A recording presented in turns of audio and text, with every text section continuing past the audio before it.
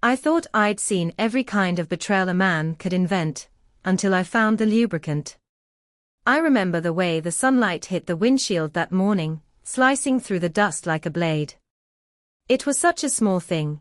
A tube of personal lubricant half buried in the glove compartment of my husband's SUV, but the moment I saw it, my world split open like a fault line.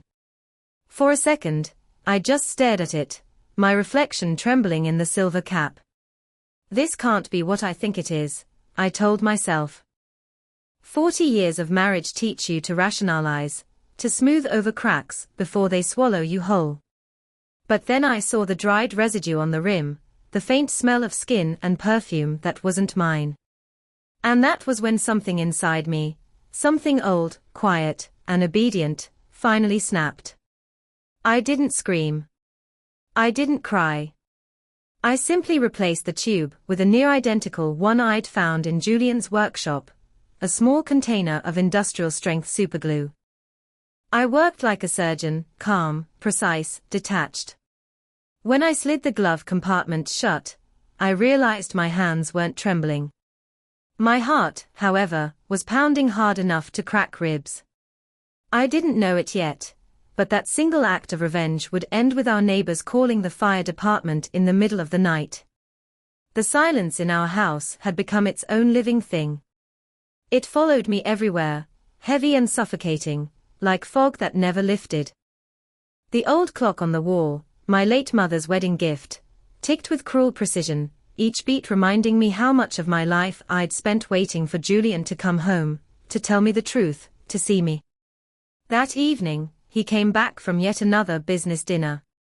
He looked wrecked, his tie loose, his collar damp with sweat, but there was something theatrical about it, like exhaustion performed for an invisible audience. He tossed his jacket onto the sofa, muttered a half-hearted goodnight, and collapsed onto our bed without showering. I stood in the doorway watching him sleep. The sound of his snoring used to comfort me. Tonight, it felt like a lullaby for fools. The air was thick with his cologne, but beneath it, a different scent lingered, a floral perfume, too sweet, too foreign. I knew that smell didn't belong to me. I went through the motions of tidying up, folding his jacket, collecting his wallet, straightening the coffee table. My hands moved like they belonged to someone else. Then I saw his phone glowing on the armrest, a new email notification lighting the screen. Julian never used email. He always said technology confused him. Juliet, he'd joke, I'm an old man. I trust people, not screens. But there it was. Curiosity is a disease, and that night I was terminal. The message was short, just a handful of words that cut through me like glass. You were incredible tonight, Dad. For a heartbeat, I forgot how to breathe. Dad? Who calls their father Dad in a message like that? The heart emoji felt obscene, mocking. My mind tried to fill in blanks that made no sense, until dread settled in my stomach, cold and certain. I wanted to throw the phone, to smash it, to erase what I'd seen. Instead, I put it down carefully, as if it was something fragile, radioactive. Julian snored softly from the bedroom, innocent in sleep. The man I'd trusted my entire adult life, the man who built his reputation on integrity and loyalty, was now a stranger lying in my bed. When I found the steakhouse receipt in his pocket later that night, I already knew what it meant. The date was that very evening. The restaurant was in San Antonio, though he'd told me he was dining with investors in Dallas. It was for 2 people. A bottle of Cabernet Sauvignon, the same one he'd bought for our 10th anniversary. 2 entrees, fillet and pasta. The same dinner he'd once shared with me when we were still young, still foolish enough to believe in forever. I snapped a photo of the receipt and another of that cursed email. Proof of something I still couldn't name. When I finally crawled into bed beside him, his body radiated warmth and deceit. I stared at the ceiling and counted the seconds between his breaths. I thought about every promise we'd made, Every night we'd fallen asleep holding hands, and realized I'd been clinging to a ghost. The next morning, I made breakfast like nothing had changed. 2 eggs, toast, and black coffee. He came down bleary-eyed, kissed my cheek absently, and muttered, "Big meeting today. Don't wait up." The words were a knife with a smile. He didn't notice the tiny smear of superglue on the tip of his finger when he grabbed his car keys. He didn't see my smile when I said, "Drive safe, darling." I watched from the window as he climbed into the SUV. The engine roared to life, and I could almost hear the clock ticking behind me, counting down to something inevitable. I don't know exactly what happened after he reached wherever he was going.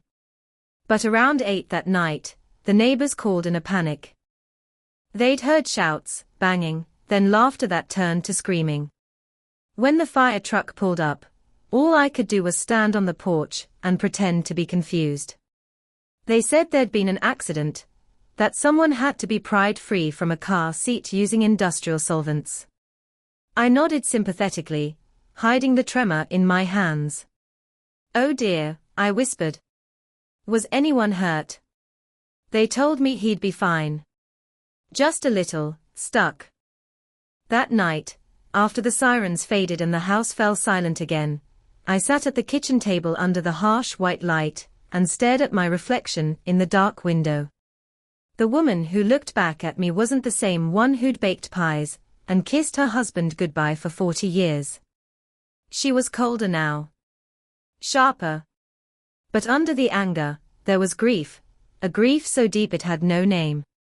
Julian had lied, yes. But what terrified me most was how easily I had lived inside that lie. How quickly I'd adapted to the silence, how willingly I'd ignored the signs. Now the silence was gone, replaced by the low hum of truth. And I wasn't sure which one hurt more. Some truths arrive like a whisper. Others crash through your door wearing a badge. The morning after the accident, I woke to the sound of silence so deep it felt alive. Julian had already left for work, or at least, that's what he claimed. He'd come home late the night before, reeking of humiliation and antiseptic, mumbling something about a chemical mishap at the warehouse. I hadn't asked for details. I'd only smiled faintly and said, "I hope it didn't stick with you." He didn't catch the joke. He never did.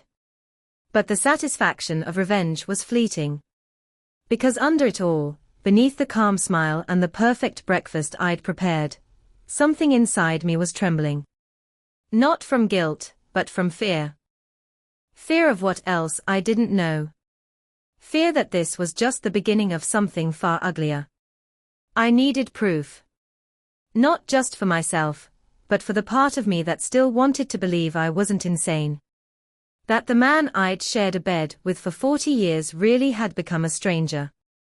That's when I remembered Mrs. Miller. She used to help me at the bakery when I first started out. A kind woman with a sharp sense of intuition. Years ago, she told me, "Juliet, if you ever need to find something out about a man, I know a guy. He's quiet, careful, and he doesn't ask stupid questions." At the time, I'd laughed it off.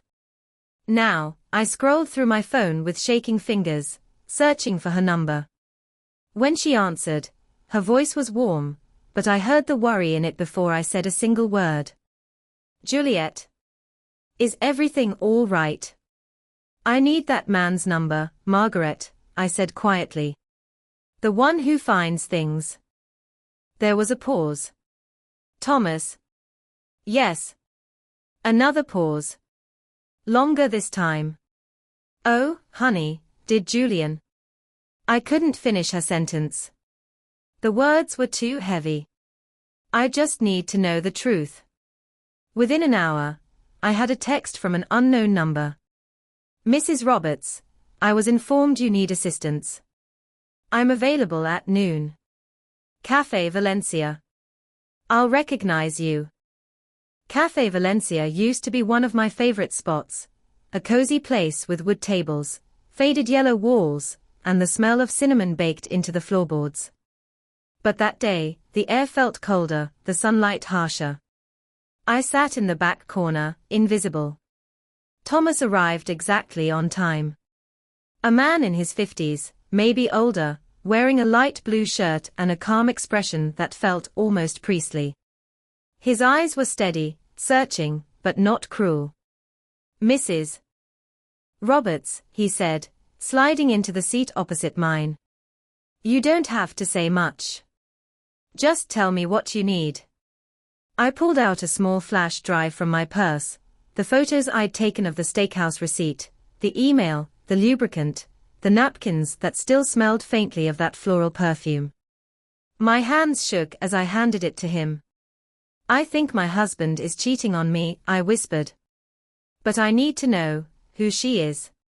He nodded once, pocketing the drive. No reaction, no judgment, just quiet professionalism. "I'll find out. Discreetly. You'll hear from me soon." His calmness made it worse somehow. It made everything real. The hours that followed crawled by like a nightmare in slow motion. I tried to distract myself, kneading dough, checking invoices, pretending the bakery still brought me joy. But even the smell of fresh bread felt tainted. Every sound, the bell on the door, the hum of the mixer, felt like an echo from a life that was ending quietly in the background. At 8:42 p.m., my phone buzzed. A message from Thomas. "Mrs. Roberts, I have something for you." My breath caught. I opened the message. The photo nearly slipped from my hands. Julian. My Julian. Sitting at a restaurant I didn't recognize, the soft golden light casting shadows across his face. Across from him, a woman in a black dress, with long blonde hair and heavy makeup, her red lipstick glinting in the light. They weren't sitting like business partners. They weren't sitting like family. Their hands were touching. I zoomed in on her face, my stomach turning cold. Allison. My daughter-in-law. I felt the world tilt. The air left my lungs. For a moment, I thought I'd pass out right there in my bakery. Allison. Sweet, nervous Allison. The girl who had cried on my shoulder when Daniel, my son, lost his job. The woman who had baked cookies with me every Christmas, laughing about how messy her dough always turned out. The one I had called my second daughter. Julian wasn't cheating on me with a stranger. He was cheating on me with my own family. Thomas's next message arrived minutes later. They left together after dinner. She was holding his arm. "I'll follow them." I didn't move. Couldn't move. I sat there in the darkened bakery, surrounded by sugar and flour and the ghosts of everything I had built. 40 years of love, laughter, and loyalty, all reduced to a handful of pictures on a phone screen. When the next message came, I almost couldn't bring myself to open it. A short video. Grainy, but clear enough. Julian and Allison standing outside the restaurant. She leaned in, whispered something that made him laugh, a deep, warm laugh I hadn't heard in years. Then he opened the car door for her. A gentleman. A lover. Not a husband. Not a father-in-law. Just a man betraying everything sacred. I watched that video until my vision blurred with tears. I must have replayed it a dozen times, torturing myself, searching for something, some hesitation, some flicker of guilt. There was none. Only joy. They looked like people in love. I backed up all the photos and videos onto a flash drive and labeled it Julian Proof. My hands were steady now, my breathing even. I was past the point of tears. What I felt was something colder, more dangerous. Not rage. Not grief. Purpose. When I finally walked home, the street was silent. The lights in the windows glowed like tiny eyes watching me pass. Julian's car was already in the driveway. He was home. For a fleeting second, I imagined walking in, slamming the flash drive onto the kitchen table, and screaming the truth in his face. But I didn't. Instead, I made tea, washed the dishes, and went to bed beside him. He turned in his sleep and murmured something soft, something I couldn't quite make out. I stared at the ceiling, my hand resting over my heart, feeling the steady pulse of something new awakening in me. I wasn't Juliet Roberts, the loving wife anymore. I wasn't even the betrayed woman. I was a storm waiting for the right wind. It's strange how heartbreak doesn't make noise. It just rearranges the air around you until breathing feels wrong. When the message came in, I was sifting flour at the bakery. The morning light was soft, the air sweet with vanilla and cinnamon, but none of it felt real anymore. My phone buzzed in my apron pocket. I wiped my hands, glanced at the screen, and my heart froze. Thomas, Mrs. Roberts, I'm sending more evidence. I knew I should have waited until I got home, but patience had left me weeks ago.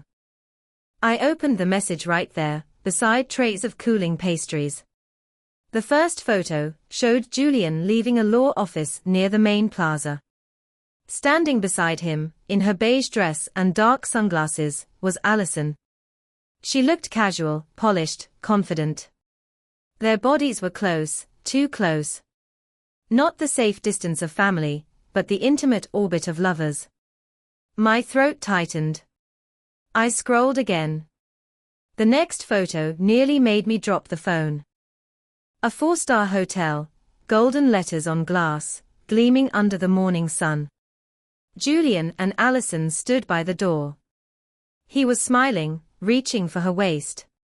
She tilted her head toward him, that coy, secret smile I used to see in my own mirror decades ago. I zoomed in. No ring on her finger. She'd taken it off. I didn't cry. Not yet. The tears were still waiting somewhere behind my ribs, patient and merciless. Then the video came through. Thomas had written. This was taken from across the street. Look closely at the balcony. I pressed play.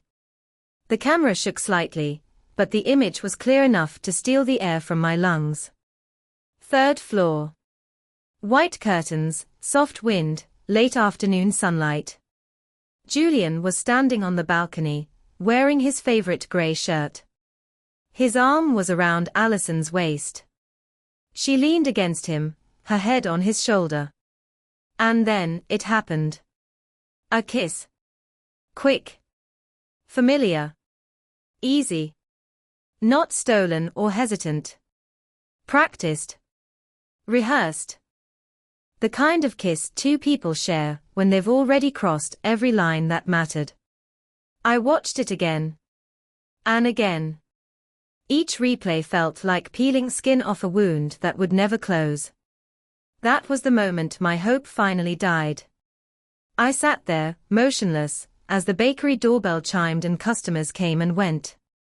I must have looked normal, polite smile, clean apron, steady hands. But inside, I was collapsing. Every breath was a splinter. After the rush, I went into the back room, sat on the cold floor, and stared at the phone. Thomas had written again. They booked the hotel room for the night. I'll keep watch. You should stay calm. Stay calm. As if calmness was still an option. Julian had texted me that very morning, Juliet, I'll be late again. New client from out of town. Don't wait up. I'd even replied, of course. Be safe, dear. And while I stood in our kitchen washing his coffee mug, he was in a hotel room with our daughter-in-law. I wanted to scream. But there was no one to hear me. That night, I sat at the kitchen table, every light in the house turned off. Only the street light spilled through the window, washing the room in silver. Julian's keys jingled in the door around midnight. Long day, he muttered, tossing his jacket onto a chair. Was it? I asked, my voice steady, too steady. He paused. Yeah. Client meeting ran late. He didn't notice my hands under the table, fists so tight, my nails dug into my palms.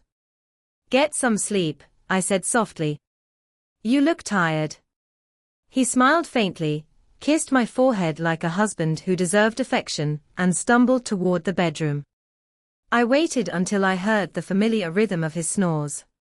Then I opened the flash drive folder on my laptop, one photo after another lighting the screen like ghosts. Julian laughing. Allison smiling.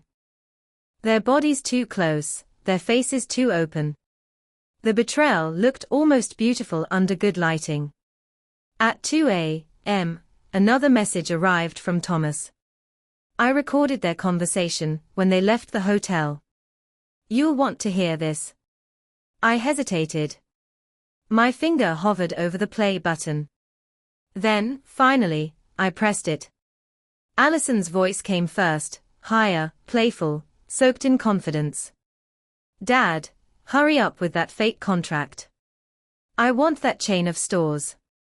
I want that old hag out of the house. Old hag. I gasped so loud it echoed. Then Julian's voice, smooth, calm, the same tone he'd used on me for years. Don't worry, darling. Juliet doesn't know anything. Leave it to me. She still trusts me. It wasn't just betrayal. It was theft. It was cruelty. They weren't only destroying our marriage. They were plotting to take everything I'd built, the bakery, the brand, the life I'd worked my hands raw to create. The next morning, I couldn't taste my coffee. Couldn't feel my feet. Every sound felt distant, like I was underwater.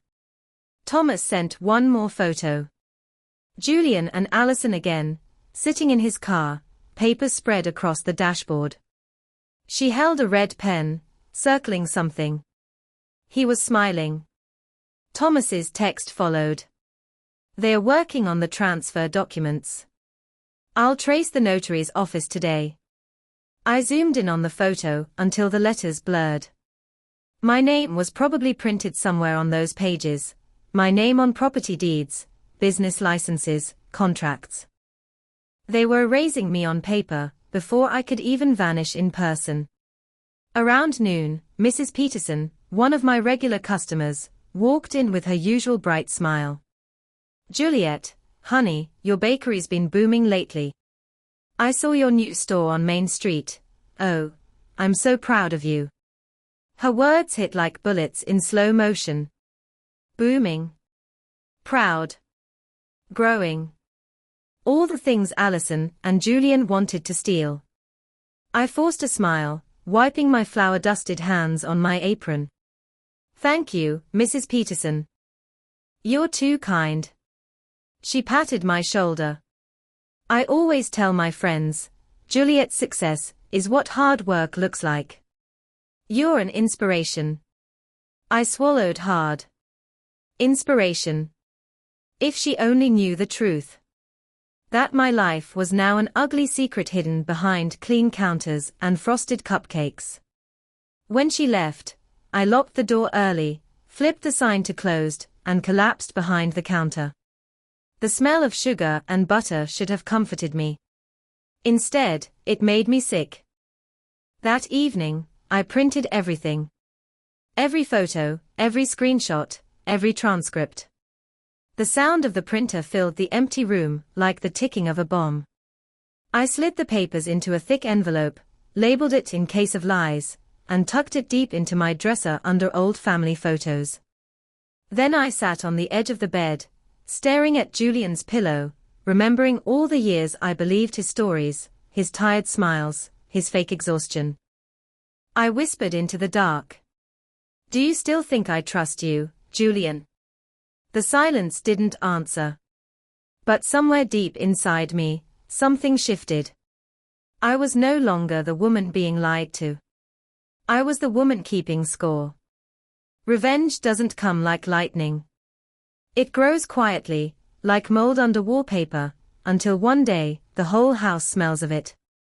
After that night, sleep became a luxury I couldn't afford. I'd lie awake, staring at the ceiling, hearing his breathing beside me, slow, even, guiltless. I'd watch the man, who betrayed me, sleep like a baby, and wonder how monsters could look so human in the dark. Every morning, I brewed his coffee, ironed his shirts, and kissed his cheek before work, my performance so perfect it deserved an award. But inside, I was planning, measuring, calculating. If Julian and Allison wanted my bakery empire, they'd have to walk straight into my oven first. The first thing I did was call Thomas. I met him in the same cafe as before, wearing sunglasses and a smile that didn't reach my eyes. "I have a favor to ask," I said. Thomas leaned forward. "Anything within the law, Mrs. Roberts."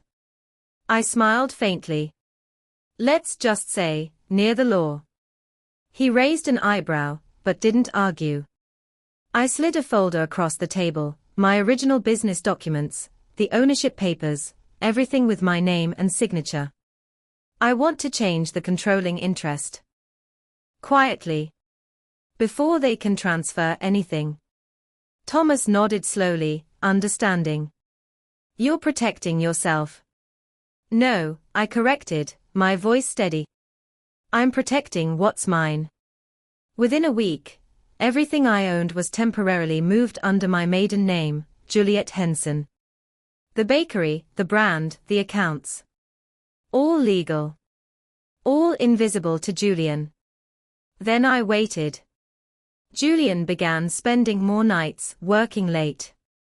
I didn't ask questions anymore. I let him think I was broken, docile, harmless. He'd come home reeking of perfume and cheap wine, humming softly, smug as a man who believed he was winning.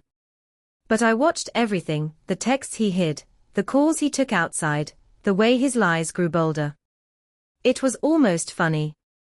The more confident he got, the more careless he became. Allison called him Dad in public and Darling in secret.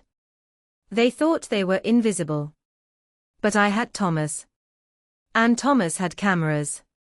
Every move they made was documented: hotel rooms, notary offices, restaurants. They left a trail of betrayal wide enough to drive a truck through. Still, I stayed silent. Because I wasn't ready to expose them yet. I wanted them to destroy themselves first. The day came when Julian finally mentioned the bakery. We were having dinner, the first one together in weeks. He poured himself wine, looked at me with mock concern, and said, "Juliet, sweetheart, maybe you should slow down at work. You've been overdoing it." I set down my fork. "Overdoing it?" He smiled the way men smile before they lie. "You're not getting any younger, love. Maybe it's time to let me handle some of the business. I can take over the contracts, the finances. You focus on baking, the fun part." There it was. The pitch. The trap he didn't know had already been sprung. I pretended to hesitate, my fingers trembling just enough to sell the act. "You'd really do that for me?" "Of course," he said, reaching for my hand. His palm was warm, steady, practiced.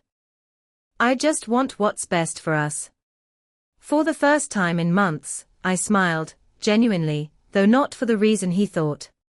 Over the next week, I let him take responsibility. I left the necessary files in my office, fake duplicates Thomas helped me create. The real ones were safe in a locked deposit box under my maiden name. Julian fell for it completely. He even boasted to Allison in one of Thomas's recordings. "She's signing the transfer soon. Once it's done, we can expand. The old fool will never know what hit her." Old fool. I almost laughed. I wasn't the fool anymore. I prepared the final stage of my plan, a small dinner at our house. I told Julian I wanted to celebrate our new business chapter. I even invited Daniel and Allison, because the stage needed every actor for the grand finale. He didn't suspect a thing. That evening, I set the table with our finest china, candles glowing softly, the smell of roasted chicken and herbs filling the air. The same meal I used to cook when Julian got a promotion. Nostalgia with poison laced beneath. When they arrived, Allison looked stunning, too stunning for a casual family dinner. Red dress, gold necklace, the same perfume that had haunted my nightmares. She smiled sweetly and kissed my cheek. "You look wonderful, Mom." Mom. The word almost made me laugh out loud. Julian poured wine for everyone, his hand brushing hers. I caught the flicker in Daniel's eyes, confusion, suspicion, but he quickly looked away. He wasn't ready to see what was right in front of him. Not yet. We sat down, laughter filling the air like smoke. Everything was perfect. Too perfect. When dessert came, I brought out my laptop. "Before we toast," I said softly, "I want to show you something." Julian frowned. "What is it?" "Just a little surprise." I pressed play. The room fell silent. On the screen, a hotel balcony appeared, sunlight, white curtains, the faint sound of city noise. Then Julian and Allison came into view. Her head on his shoulder. His arm around her waist. The kiss. Daniel's fork clattered onto the plate. Allison went pale. Julian's face drained of color, his lips parting as if words could undo what the camera had captured. "Juliet," he began, his voice barely a whisper. "This isn't." "Oh, it is," I cut in, my tone icy calm. "It's exactly what it looks like. And that's just one of many. Shall I show the others?" Allison stammered, "It's not, it was a mistake." I leaned forward. A mistake that lasted months. A mistake that included stealing from me. Planning to take my bakery. That's a very busy mistake, don't you think? Daniel shot up from his chair, his face twisted in disgust. "Allison, please tell me this is fake." She opened her mouth, but no sound came. Julian tried to stand, but I slammed my hand on the table. "Sit down." He froze. Maybe it was my voice, or maybe he saw something in my eyes that told him this wasn't the same wife he'd deceived. "I know about the contracts," I continued. "The fake transfers. The notary. Every call, every photo. You thought I'd crumble, Julian. You thought you could build your little empire on my ashes." Allison's mascara was running. Julian stared at the table like a condemned man awaiting sentence. Daniel turned to his father, his voice shaking. "You ruined this family." I stood, my chair scraping against the floor. "No, Daniel. He didn't ruin it. He revealed what it really was." The silence that followed was absolute. No clock ticking. No breathing. Just the faint hum of the refrigerator, and the sound of a marriage dying quietly in a well-decorated kitchen. Julian finally spoke. "What do you want from me?" I smiled slowly. "Nothing. You have nothing I want anymore." I reached into my bag, pulled out a folded envelope, and placed it in front of him. "Divorce papers. Signed this morning. The bakery's already out of your reach. You're welcome to keep your dignity, if you can find it." He looked at me, eyes wide with disbelief. How did you?" "I had help," I said simply. And then, with perfect calm, I turned to my son. "Daniel, you deserve to know everything. But not here. Not tonight." He nodded numbly, his gaze flicking between us like someone watching a ship sink. I walked to the door, paused, and looked back.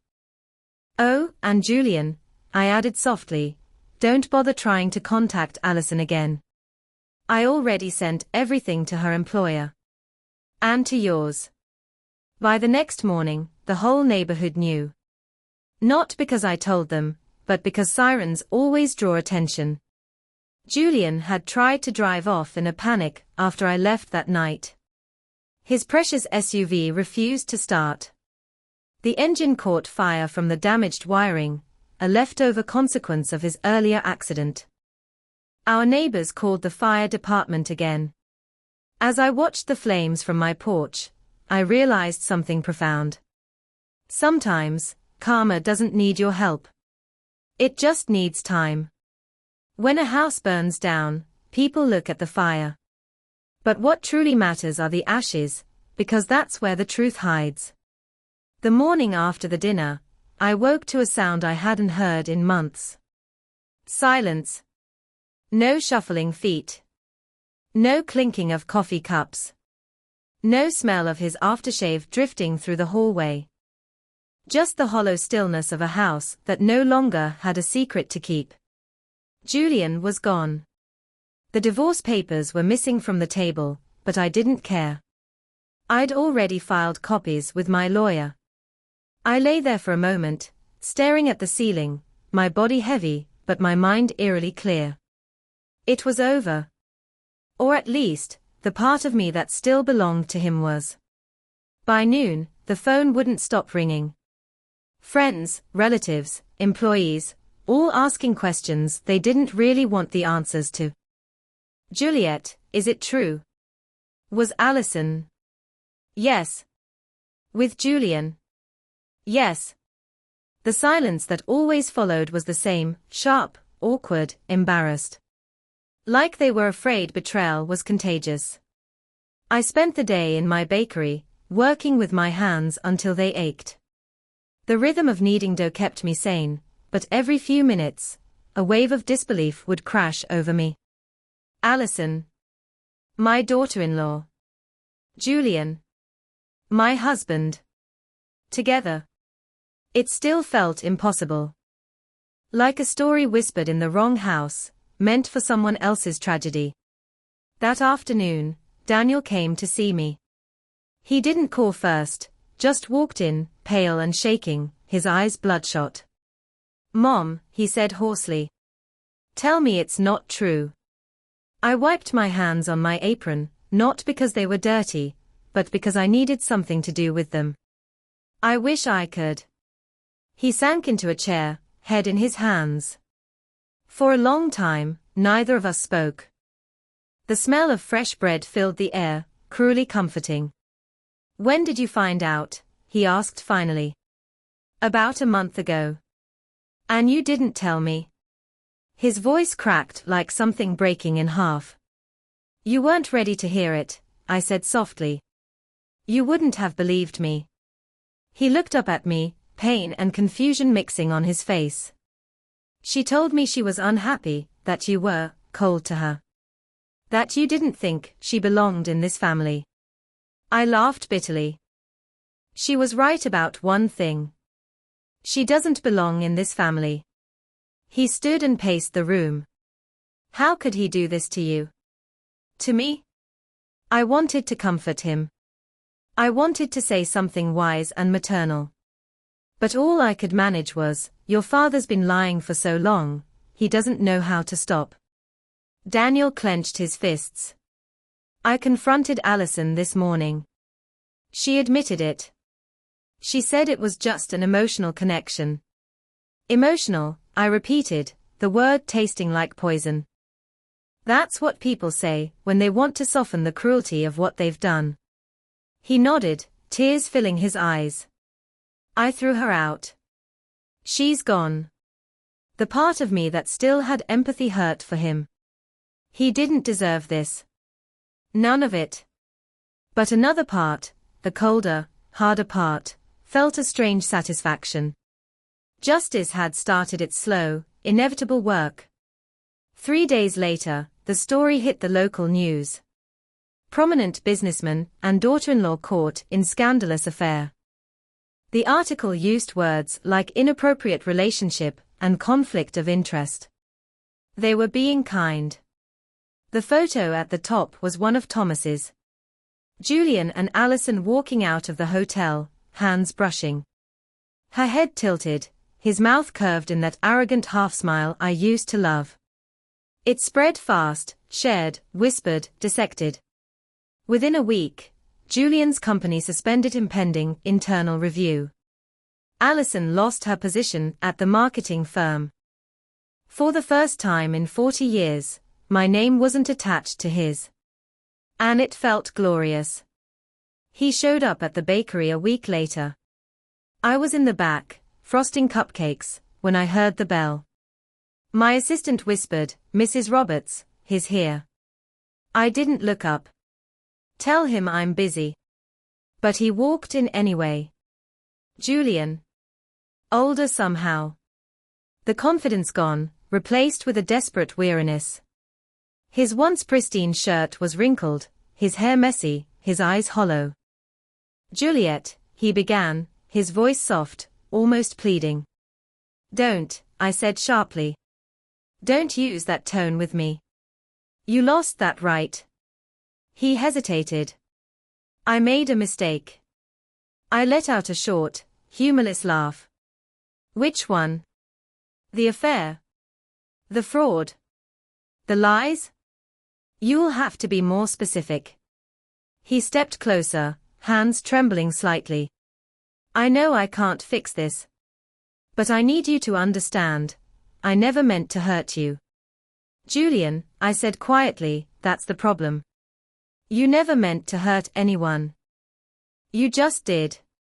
Over and over." He swallowed hard. "Alison manipulated me. She made me feel young again." "Oh, please," I snapped. "Don't insult me with clichés. You wanted her. You chose her. Own it." He looked down, shame painting his face. "I've lost everything, Juliet." I stared at him for a long moment. The man who once built my dreams now stood before me, stripped of power, stripped of pride. "Good," I said finally. "Now maybe you'll understand what it's like to start from nothing." He didn't reply. He just stood there, a ghost in daylight, until I turned away and said, "Get out of my bakery." When he left, I didn't cry. I felt nothing at all.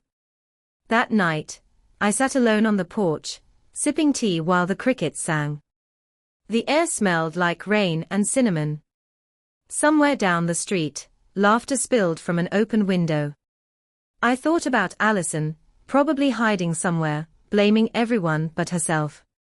About Julian, too stubborn to admit his empire had turned to ash. And about Daniel, who hadn't called in days. He needed space. I understood. When your world collapses, sometimes silence is the only language left. Then, around midnight, my phone buzzed. A message from Thomas. "It's done. The investigation's over. The bank accounts and properties are secure. He can't touch anything now." I stared at the screen for a long time. Then I typed back 2 words. "Thank you." I looked up at the stars, their cold light spilling across the dark sky. For the first time in months, I breathed without pain. Julian had taken 40 years of my life, but I still had the rest of it. And I planned to live every minute. Sometimes, the worst betrayals come after the apology.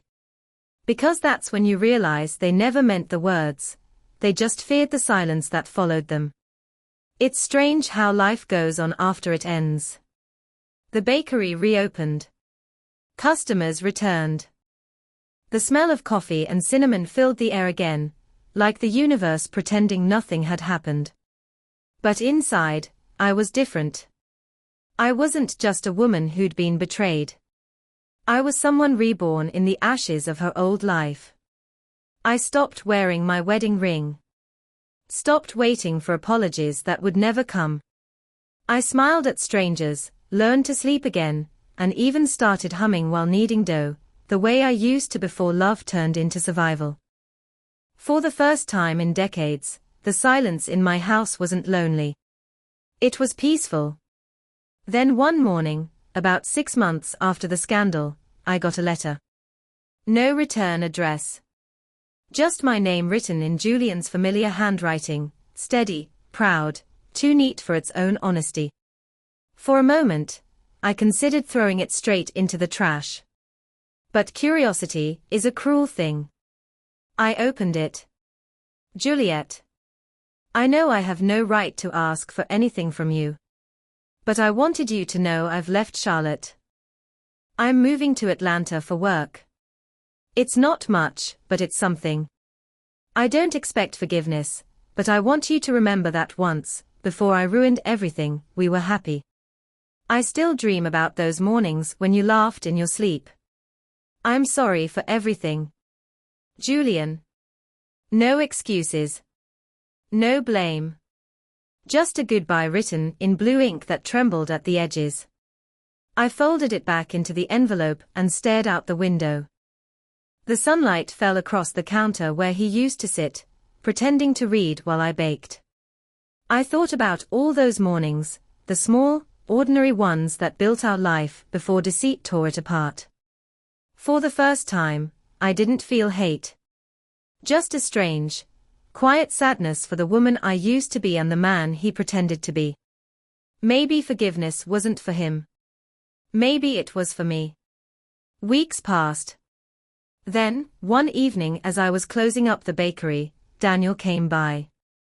He looked tired, not broken, just older, wiser, carrying the kind of pain that reshapes you. Hey, Mom, he said, stepping inside. Hey, sweetheart. He helped me flip the chairs onto tables, just like he did when he was a teenager. For a while, neither of us spoke. Then he finally said, Allison filed for divorce. I nodded. I heard. She tried to call me last month. I didn't answer. Good, I said softly. He sighed and leaned against the counter. I still don't understand how Dad could do that. To us. To you. I wiped my hands on a towel. People destroy what they fear losing, Daniel. He saw me standing on my own, and he panicked. Daniel looked at me for a long moment. You're stronger than you think, you know that. I smiled faintly. I had to be. Then he reached into his jacket and pulled out an envelope. Dad wanted me to give you this. I hesitated before taking it. What is it? His will, Daniel said quietly. He passed away last week. Heart attack. The words hit me like a gust of wind, invisible, but powerful enough to steal my breath. Julian. Gone. I sat down slowly, the envelope heavy in my hands. Are you sure? He nodded. The hospital called me. He didn't have anyone else listed. I was next of kin. I swallowed hard. Where was he? In a small apartment in Atlanta. Alone. The silence stretched between us, long and painful. For years, I had imagined confronting him, punishing him, making him face what he'd done. But now, all I could feel was the hollow ache of something unfinished. Daniel placed a hand on mine. He left you something. It's in the will. I opened the envelope with trembling fingers. Inside was a single sheet of paper from the lawyer's office, and a handwritten note clipped to it. To Juliet. Everything I had left, the savings, the old house in Asheville, is yours. I know it's nothing compared to what I took from you. But maybe, in another life, we'd have found our way back to each other. I'm sorry, I wasn't brave enough to stay the man you believed I was. Julian. My throat tightened. I wanted to be angry, but grief doesn't always make sense. It seeps in quietly, even for people who don't deserve it. The next day, I drove to Asheville. The house was small, nestled between trees, with ivy crawling up the walls and birds nesting on the roof. It wasn't much, but it felt peaceful, like the version of him that once loved me had built it. I stood on the porch for a long time, the breeze lifting my hair, and whispered, "Goodbye, Julian." Then I turned the key in the lock. Inside, the air smelled faintly of cedar and dust. On the kitchen counter sat a photo, the two of us from our first year of marriage. Young, stupidly in love, unaware of what life would do to us. Next to it was a small wooden box. I opened it and found a faded newspaper clipping from when my bakery had opened, a recipe card in my handwriting, and my old silver bracelet, the one I thought I'd lost years ago. He'd kept them. All this time. And that was when the tears finally came. Not for him, not even for us, but for the years that could have been something different. I stayed in that house for 3 days. Cooked simple meals. Watched the sunrise. Thought about forgiveness again. By the third morning, I knew what I had to do. When I got back to Charlotte, I wrote a letter, one final one. Julian. You were my great love and my greatest mistake. I don't hate you anymore. Hate is heavy, and I've carried enough weight in this life. Wherever you are, I hope you finally found the peace you couldn't find here. As for me, I'm still standing, and that's enough. Goodbye. Juliet. I burned it in the fireplace that night, watching the paper curl and vanish into gold dust. The smoke rose slowly, disappearing into the dark, and for the first time in years, I felt light. Months later, the bakery won a regional award. When I stood on stage to accept it, I looked out at the crowd, at Daniel in the front row, smiling proudly, and felt something like grace. I realized then that healing doesn't come from revenge or justice. It comes from rebuilding, one breath, one choice at a time. And sometimes, it comes from letting go. As I held the trophy, I thought, Julian was right about one thing. We were happy once. But that chapter was over. And I was finally ready for the next one.